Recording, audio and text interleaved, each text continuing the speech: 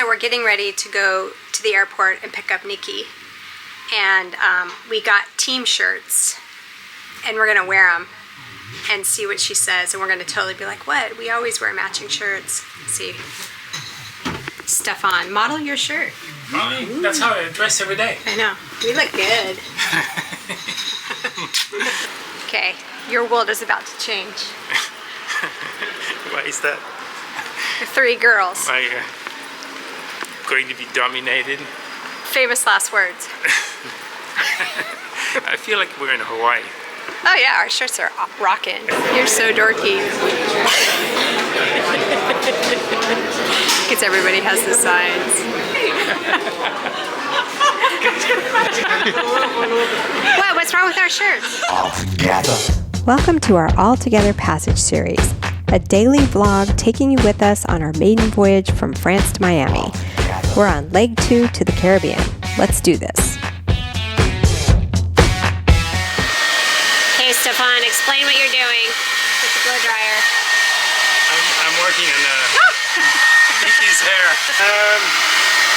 We're investigating leaks. And Nikki's scrubbing the old silicone off for the lights. It hasn't been doing a very good job so far. So last night we tried to move the boat forward a little bit away from the dock because the wind is coming in a lot, and we thought, oh, we'll sleep so much better. And we were pulling the lazy line for one of the extra mooring lines, and we had the engine off, and we attached it, and we were getting ready. We adjusted the lines, we turned the engines on.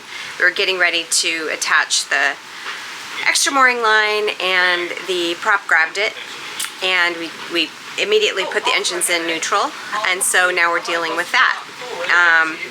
Nikki's gonna go in and go for a swim. She volunteered to check out the props and see what's going on. It's really windy. You can hear the wind howling. That's what caused us to want to reposition the boat.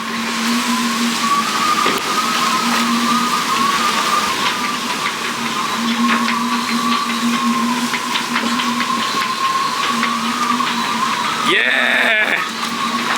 Woo! So now Stephane's going forward and grabbing the boat hook and gonna basically pull the line forward so we can attach the bow of the boat so everything's just a little bit more stable. Where we want to get it out, could be at What do you the think back. of our safety briefing? Well, I'm learning where things are now, so that's always good. It will do about 15 seconds later is it will just start releasing its position. And then any ship can see your position. So it's really important to get it on. You guys ready to roll? We were, and What's happening? we were going to get the hydro generator out, but it started to sprinkle. So we're like, okay, we'll wait. Oh, you're worried about getting wet on this trip? No, we're just waiting for the little sprinkle to go by. So, how do you feel? Feel great, finally ready to go, and that's kind of all this work and all this planning for this moment. Yeah. Well, this moment in the next 2 weeks. Yeah. How do you feel, Segalin? Yeah, it's exciting, so we'll see how it goes. The unknown. Yeah. Yeah, so I'm really excited. I think that we're completely prepared, and we did a lot of crew briefing yesterday. We did the safety briefing, we did the living briefing, we did the boat briefing, and went through our life jackets and all of our safety protocols. Life raft and you know, all that stuff. So I feel like we are, you know, really ready to go. I'm ready to leave. Let's roll. How are we doing, Nikki? Good. I'm just recovering from my putting my life jacket back together experience. Oh. Little traumatic. Why do they never go in so easily? So many jokes I could make right now. Are you ready to go? Yeah, I am. Yeah, we've been waiting for like maybe 1 day longer than we wanted to. So it's going to be good to get going. You wanted to make it so everybody was ready to go. Really, really ready. Yeah, definitely. Ready and like mentally ready. Yeah. Like, you know, you want to feel, okay, it's time to go. You don't want to feel like you're scrambling to get going. So. Yeah. I got my AG1. I'm pumped up. Yeah, I can see that. Now I just put the speedo depth sounder. Hopefully it works. Yeah, it works. So we stayed in the marina for a while, so I had removed it, cleaned it, and now that we're going to go back at sea, the hull has been cleaned, and now we have a clean speedo. Cool. So we have a little bit of cloud cover, a little bit of wind, but not too much wind to get out of the spot. And anyway, the wind is coming from behind, so it should actually push us right out. We'll find out. How's the wind? Fluky. No, the first few days, which is what we are focusing on now, is more or less predictable. The beyond that is definitely very, very dynamic, the Atlantic right now, with the highs and lows. And so I guess the philosophy is going to be just keep updating the weather and see what how things shape up. And then you want to share the first couple of days philosophy.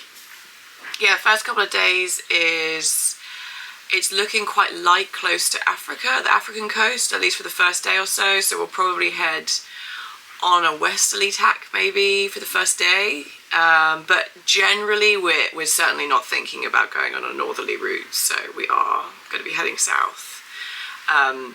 When and how deep south will depend on what the forecast looks in a couple of days.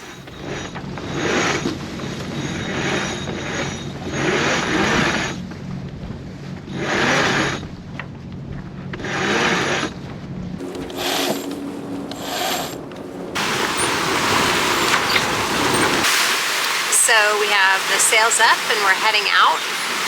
We can still feel pretty close to land because we... Are you ready? Yep, I am.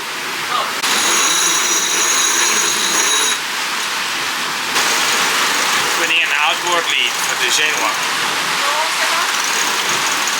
We're bearing away. So we use the 3D sheeting first, but now we need to go outside. And so we're keeping the Genoa for now. It's not the optimum sail, but it's like bumpy, and we're going to round around the corner. So the sea state, the wind, everything's going to change. So we're keeping the Genoa for now, rigging an outboard lead, so we have the proper trim with the Genoa trimmed outside the boat.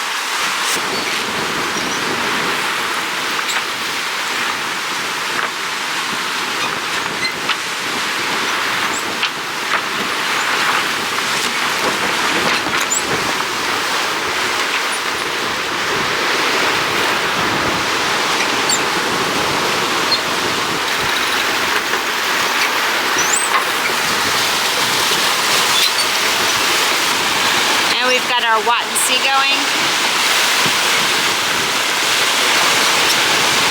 How are you feeling? Feeling good.